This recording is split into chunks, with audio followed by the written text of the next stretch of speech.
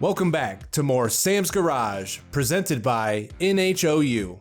Sam installs the turbo and manifolds on the LS engine in his Toyota Supra drag car. There's still quite a bit of work ahead, but Sam is one step closer to getting this car back out on the track.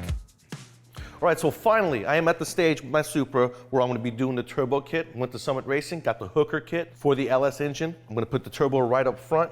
I was going to put it here, but then the hood won't close. So I'm going to put it right in front of the engine using stage 8 fasteners because I want everything to stay in place, no gaskets to be blown, and no hardware to come loose. Let's get started.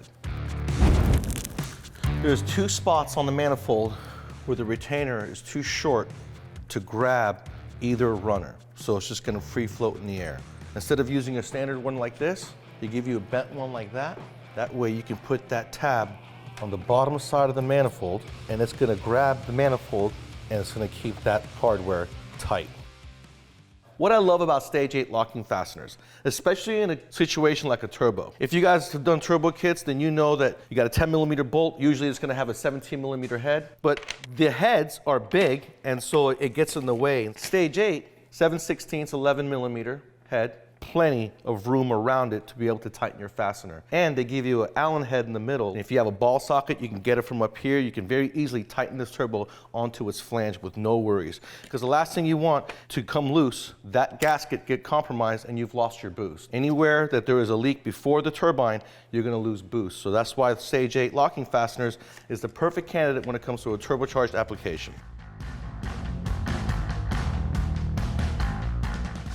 Before I installed the turbo, I made this little pipe to go from the manifold to the turbo's flange. And so I'm gonna put my wastegate right there.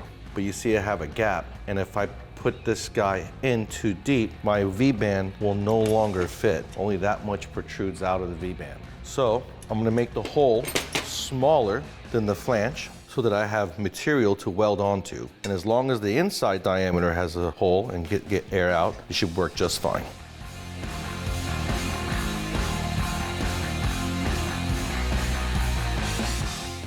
So this is the up pipe.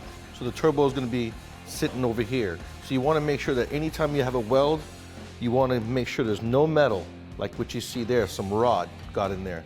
If you don't clean that up, it's going to go through the turbo and destroy the turbine blade. And you don't want that. The wastegate, all of them have a firing ring. It goes right there. Make sure you guys put that in, or the wastegate's going to just be like it's wide open. And it is spring loaded. The spring in here is pushing down on this. So you are gonna have to put this in on this, press down, and tighten your V-band clamp. All right, so the turbo is installed. I've got clearance all the way around it. I'm gonna sneak a 3-inch down pipe right here in front of the wastegate. That wastegate's dump tube is gonna come out and I'm gonna incorporate that into the downpipe as well, sneak it underneath the right side manifold. The air intake's gonna go over there to the driver's side, or in this case, the passenger side, and I'll have plenty of room for a cold air 4-inch pipe right through there. Intercooler pipe is gonna go from the bottom of the turbo to that side, which is the passenger side. It's gonna come out of here, the driver's side, go up through this hole underneath the headlight, come up here, and go right to the throttle body.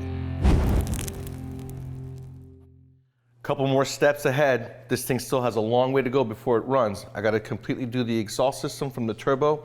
I gotta run oil and coolant to the turbo. So once it's done though, it won't make nearly the horsepower that it did with the 2JZ, but it's gonna be a lot more fun, a lot more streetable, and I'm gonna actually be able to drive it and shift gears again. That's pretty cool. So if you guys wanna see this setup and install it for yourself using stage 8 locking fasteners and all the hooker turbo components, go to Summit Racing. They've got everything you need and they have it in stock.